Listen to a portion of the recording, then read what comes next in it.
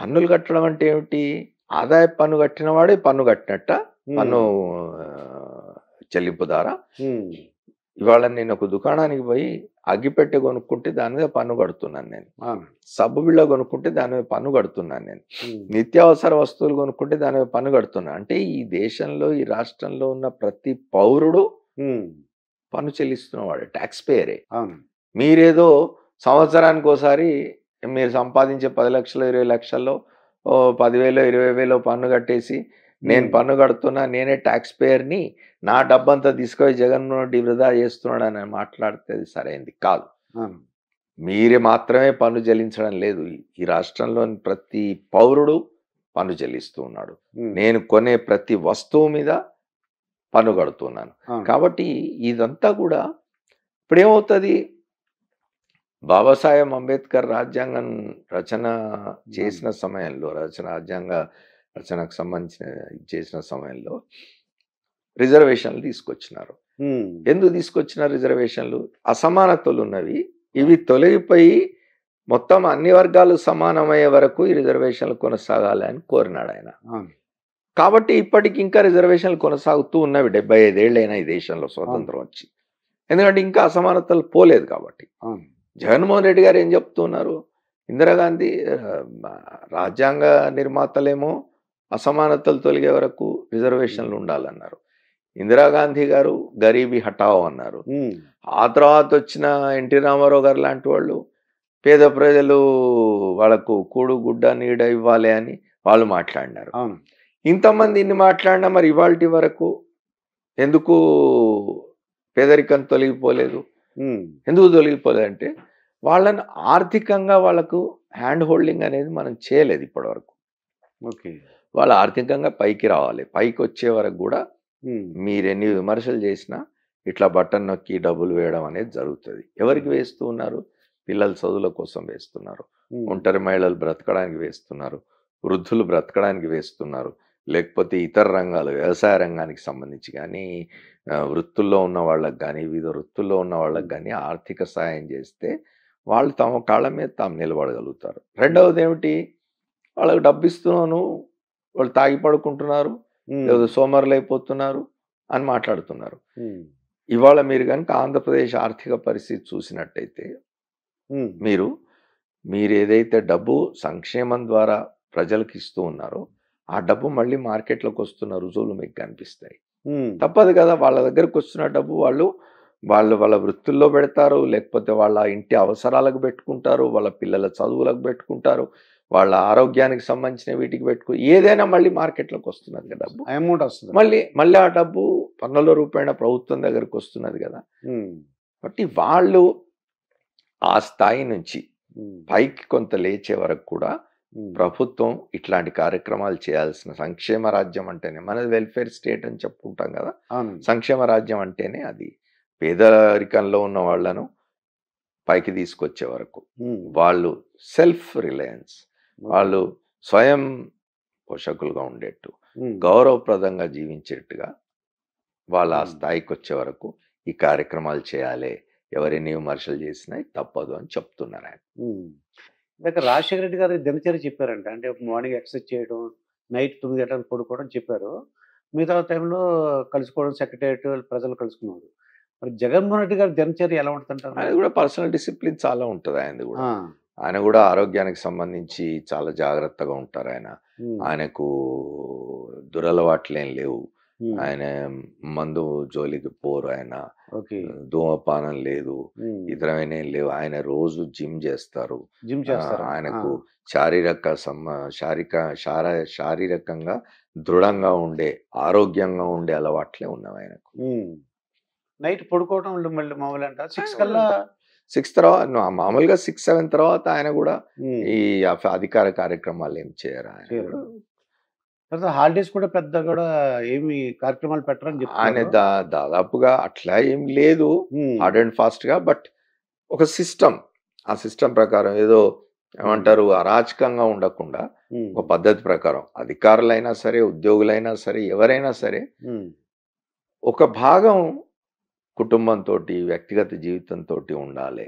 హ్మ్. వ్యక్తిగత జీవితంలో ఉండాలి అని అందరూ అట్లా ఉండాలని కోరుకునే ముఖ్యమంత్రి ఆయన. అది ఎంప్లాయీస్ కూడా తొందరగా వెళ్ళిపోమని వాళ్ళకి 6కు ఇప్పుడు వెళ్ళిపోమని చెప్తారు ఇప్పుడు తెలిసింది. ఎవరైనా కూడా రాత్రి 12 దాకా ఎందుకు పని చేయాలి? ఉమ్, ఇప్పుడు మనం సిస్టమ్ పెట్టుకున్నాము. ఉదయం 10 నుంచి 6 వరకు ఆఫీసు వేళల్లో అన్నప్పుడు 6కి వాళ్ళు పూర్తి చేసుకుని వెళ్ళి వాళ్ళ వ్యక్తిగత జీవితం చూసుకోవాలి, పిల్లల్ని చూసుకోవాలి, వాళ్ళ చదువులు చూసుకోవాలి, ఉమ్, లేదా ఇంట్లో భార్యను చూసుకోవాలి, లేకపోతే వాళ్ళ ఇతర సమస్యలు ఏమైనా ఉంటే చూసుకోవాలి. ఉమ్, వాళ్ళు 24 గంటలు పని చేయాల్సిన అవసరం లేదు కదా. ఉమ్, అవసరమైతే తప్పదు, బట్ అవునండి. వీలైనంత వరకు ఉమ్, మీరు మీ ఆఫీసు మీ ఉద్యోగ విధులు ఉమ్, ఈ సమయంలో చేయాలి. ఉమ్. మిగతా సమయం మీ కార్యక్రమాలు, మీ వ్యక్తిగత జీవితం. ఓకే అండి. భారతి గారు కూడా మీకు తెలిసే ఉంటది. ఎందుకంటే కొన్ని చాలా వరకు నాకు పెద్దగా పరిచయం లేదు వారితో. అంటే వారు ఉమ్, సాక్షి చైర్పర్సన్‌గా ఉన్న కాలంలో నేను సాక్షి టీవీలో, సాక్షి పేపర్‌లో ఉమ్, నేను కన్సల్టెంట్ ఎడిటర్‌గా పనిచేసినాను కాబట్టి ఓకే. అప్పుడప్పుడు వారిని కలుస్తూ ఉంటాను. సౌమ్యురాలు, ఎవరి వి అనవసరమైన విషయాల్లో ఉమ్, జోక్యం చేసుకోరు. ఉమ్, పెద్దగా రాజకీయాల్లో జోక్యం చేసుకోవడం గానీ, ఉమ్, లేదా ప్రభుత్వంలో జోక్యం చేసుకోవడం గానీ ఇట్లాంటివే ఉండవు. రాజశేఖర రెడ్డి గారు జీవించున్నంత కాలం జగన్మోహన్ రెడ్డి కూడా ఏనాడు ప్రభుత్వంలో జోక్యం చేసుకునే వ్యక్తి కాదు. జగన్మోహన్ రెడ్డి ఏనాడు సచివాలయానికి వచ్చిన వ్యక్తి కూడా కాదు. ఉమ్, నిజానికి ఆయన హైదరాబాద్‌లోనే లేడెప్పుడు. ఆయన ఏదో తన వ్యాపార వ్యవహారాలు చూసుకుంటూ బెంగుళూరులో అక్కడ ఉండేవాడు గానీ, ఉమ్, ఆయన ఏనాడు ప్రభుత్వ విషయాల్లో జోక్యం ఆయనే కాదు. ఆయన కుటుంబంలో వాళ్ళ రాజశేఖర రెడ్డి గారి శ్రీమతి విజయమ్మ గారు గానీ, రాజశేఖర రెడ్డి గారి కూతురు షర్మిల గానీ, ఇతరులు గానీ ఎవరు ప్రభుత్వంలో జోక్యం చేసుకున్న దాఖలాలు ఎక్కడ ఎవరు ఆ మాట అనే ఇదైతే లేదు. ఉమ్, వాళ్ళ భారతి గారైనా అంతే. ఆమె ఉమ్, వాళ్ళకి సంబంధించిన కుటుంబ వ్యాపారాలు ఏమైనా ఉంటే అవేమైనా చూస్తూ ఉంటారేమో కానీ ఆమె నాడు ప్రభుత్వంలో జోక్యం చేసుకున్నది, రాజకీయాల్లో జోక్యం చేసుకున్నది లేదు. సరే గిట్టని వాళ్ళు బయట ఇవాళ మన మీడియాకు చాలా స్వేచ్ఛ, అపరిమితమైన స్వేచ్ఛ కదా, ఆ, ఇష్టారీతిగా మాట్లాడుతూ ఉంటారు. ఉమ్. ఇది మీరు ఇందాక చెప్పారు షర్మిల గారు అంటే విజయమ్మ గారు ఇప్పుడు కొద్దిగా జగన్మోహన్ రెడ్డి గారికి ఉన్న రిలేషన్ ఎలా ఉందంటారు ఇప్పుడు? వ్యక్తిగత సంబంధాల గురించి మనకేం తెలుసు, కుటుంబంలో ఏం జరుగుతుందని మనం పోయి చూడం కదా. ఆ, కానీ ఆమె తన కార్యక్షేత్రం రాజకీయాలు ఉమ్, తెలంగాణకు మార్చుకున్నారు. ఆమె అవునండి. తెలంగాణలో తన భవిష్యత్తును వెతుక్కుంటున్నారు. తెలంగాణలో ఒక పార్టీ పెట్టుకున్నారు. ఆ పార్టీ తరఫున రేపు వచ్చే నెల జరగబోయే ఎన్నికల్లో ఉమ్, మొత్తం 119 స్థానాల్లో పోటీ చేస్తామని చెప్తూ అంటున్నారు. ఉన్నారు. పాదయాత్ర చేసినారు తెలంగాణలో. ఉమ్. ఎట్లా ఉంటుందో చూడాలి మరి. ఉమ్. ఎక్స్పెరిమెంట్ అది ఆమె. అంటే 40 సంవత్సరాలు జర్నలిస్ట్గా ఉన్నారు మీరు. అంటే షర్మిల గారి పార్టీ ఎలా ఉండబోతుంది అంటారు? ఏమైనా ఐడియా ఉందా మీకు ఏమన్నా? కష్టం అండి. ఆ? తెలంగాణలో ఆ, ఇవాళ ఉన్న పరిస్థితుల్లో తెలంగాణ రాష్ట్ర సమితి ఏదైతే ఉందో, ఉమ్, తెలంగాణ రాష్ట్ర సాధన కోసం జరిగిన ఉద్యమంలో అగ్రభాగాన నిలిచిన రాజకీయ పక్షం అది. అవును. అప్పుడు ఉద్యమ సంస్థ అయినా తర్వాత అది ఫక్తు రాజకీయ పార్టీగా మార్చుకున్నాం మేమని ముఖ్యమంత్రి చంద్రశేఖరరావు గారు చెప్పినారు ఉమ్, చాలా సందర్భాల్లో. అది ఇప్పుడు అదొక రాజకీయ పక్షం, తెలంగాణ రాష్ట్ర సాధన కోసం ఉద్యమం చేసిన రాజకీయ పక్షం కాబట్టి ఉమ్, ఆ మేరకు దానికి ఉండే ప్రజాదరణ దానికి ఉంటుంది. అయితే 2 పర్యాయాలు ప్రభుత్వంలో ఉన్న తర్వాత అవును. ఏ రాజకీయ పక్షం పట్లైనా కొంత వ్యతిరేకత పెరుగుతుంది జనంలో. అవును. అది కార్యక్రమాలు అమలు చేసిన క్రమంలో కావచ్చు, లేదా ప్రజల్లో 2 సార్లు చూసినాం అనే ఒక ఇది రావడం వల్ల కావచ్చు, కొంత వ్యతిరేకత పెరగవచ్చు. ఉమ్, కాంగ్రెస్ పార్టీ కూడా ఇవాళ కొంత బలం పుంజుకున్నది తెలంగాణ ప్రాంతంలో. ఉమ్, భారతీయ జనతా పార్టీ కూడా కొంత బలం పుంజుకున్నది. ఉమ్, కాబట్టి ముక్కోణ పోటీ జరిగే అవకాశం ఉంది తెలంగాణలో. ఉమ్, ముక్కోణ పోటీ జరిగితే ఎవరికి లాభం అనేది ఇప్పుడే అంచనా వేయడం కష్టం. ఉమ్, హంగ్ వచ్చినా రావచ్చు, చెప్పలేము అది. చెప్పండి. ఇట్లాంటి దీనిలో భారతీయ జనతా పార్టీ జాతీయ పార్టీ, కాంగ్రెస్ జాతీయ పార్టీ, టిఆర్ఎస్ అంటే ఇప్పుడు బీఆర్ఎస్గా మారింది, ఉమ్, తెలంగాణ రాష్ట్రం సాధించిన పార్టీ. ఈ 3 బలమైన పక్షాలు తలపడుతున్న క్రమంలో షర్మిల గారి పార్టీ లాంటి వాటికి అవకాశం ఉండేది లేదు, తక్కువ. అది అది ఆవిడ గ్రహించలేకపోయిందండి. ఆవిడ గ్రహించలేకపోయారా, గ్రహించగలిగి పరీక్షించుకుంటున్నారా బలం తెలియదు మనకు. కానీ ఏమవుతాడు, దానివల్ల ఏదో ఒక పక్షాన్ని నష్టం కూడా జరగవచ్చు. కొన్ని ప్రభుత్వ వ్యతిరేక ఓట్లను తీసుకుపోవడం వల్ల ప్రభుత్వాన్ని వ్యతిరేకిస్తున్న ఒక రాజకీయ పక్షం దేనికైనా నష్టం జరిగే అవకాశం ఉంటుంది. అయితే అంత నష్టం చేసే విధంగా షర్మిల గారి పార్టీ బలోపేతం అయిందా తెలంగాణలో అంటే చెప్పడం కష్టం.